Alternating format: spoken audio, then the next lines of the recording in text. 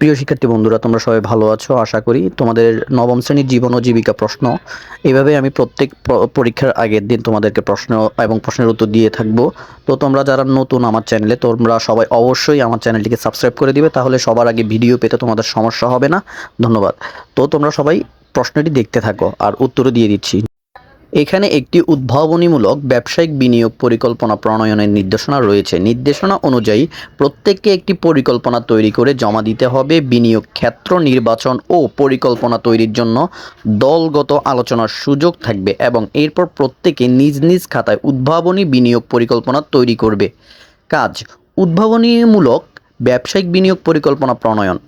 চতুর্থ শিল্প বিপ্লবের এই যুগে আমাদের জীবনযাত্রায় প্রতিদিন যুক্ত হচ্ছে নতুন নতুন প্রযুক্তি, যা দ্রুত বদলে নিচ্ছে আমাদের চাহিদার ধরন।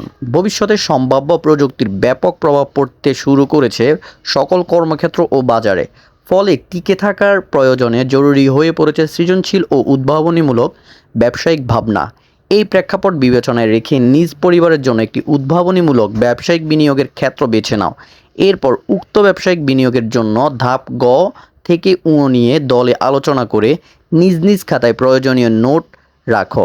এর ভিত্তিতে এবার এককভাবে নিজ পরিবারের জন্য একটি উদ্ভাবনীমূলক ব্যবসায়িক পরিকল্পনা তৈরি করো। তবে উক্ত ব্যবসায়িক বিনিয়োগ পরিকল্পনায় নতুন প্রযুক্তিগত সুবিধার সমন্বয় ও ব্যবহার যেন থাকে তা নিশ্চিত করতে হবে। উদ্ভাবনীমূলক ব্যবসায়িক বিনিয়োগ পরিকল্পনা তৈরি করার জন্য নিচের ধাপগুলো অনুসরণ করতে হবে। প্রথম অংশ: পরিবারের জন্য ব্যবসায় নির্বাচন। ধাপ ক: পারিবারিক আর্থিক পরিস্থিতি বিশ্লেষণ।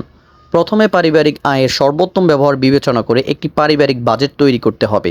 এরপর পরিবারের আর্থিক অপচয় রোধে কী পদক্ষেপ গ্রহণ করা যেতে পারে তা উল্লেখ করতে হবে। এরপর সময়, সুযোগ ও নিজের সক্ষমতা অনুযায়ী অর্থ সংশ্লিষ্ট যেসব কাজের দায়িত্ব গ্রহণ করেছ সেগুলোর তালিকা তৈরি করতে হবে।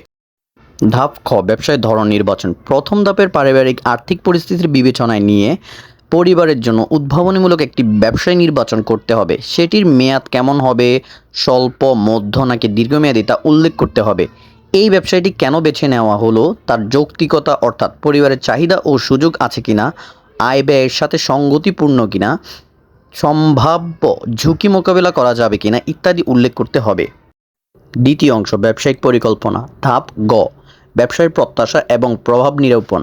ব্যবসায়টি থেকে তুমি কি প্রত্যাশা করো তা উল্লেখ করতে হবে। এই ব্যবসায়ের কাজে নতুন কি প্রযুক্তি ব্যবহার করা যেতে পারে এবং তার প্রভাব কি হতে পারে তা বর্ণনা করতে হবে। এই ব্যবসায়টি টেকসই এবং উদ্ভাবনীমূলক কিনা, যদি তাই হয় তাহলে কেন টেকসই এবং উদ্ভাবনীমূলক মনে করছো সপক্ষে যুক্তি দেখাতে হবে। প্রাকৃতিক ও সামাজিক পরিবেশগত পরিবর্তনে এই ব্যবসায়ের প্রভাব কেমন হতে পারে তা বর্ণনা করতে। ধাপ ঘ: ব্যবসাটির জন্য আর্থিক বিশ্লেষণ। সম্ভাব্য ব্যবসায়ের জন্য মূলধন কত লাগতে পারে, কিভাবে উক্ত মূলধন সংগ্রহ করা সম্ভব তা উল্লেখ করতে হবে। ব্যবসায়ের সম্ভাব্য আয়, ব্যয় ও মুনাফা নির্ধারণ করতে হবে। ধাপ ও: বিপণন আইডিয়া ও গ্রাহক সেবা। উৎপাদিত পণ্য বা বিক্রয়ের জন্য কি কি কৌশল অবলম্বন করা হবে, বিশেষ কোনো বিপণন আইডিয়া থাকলে সেটি উল্লেখ করতে হবে। গ্রাহকের জন্য কী ধরনের সুবিধা নিশ্চিত করার পরিকল্পনা রয়েছে তা উল্লেখ করতে হবে। গ্রাহকের সম্ভাব্য প্রতিক্রিয়া মোকাবেলা করার জন্য বিশেষ কোনো কৌশল থাকলে সেটিও উল্লেখ করতে হবে।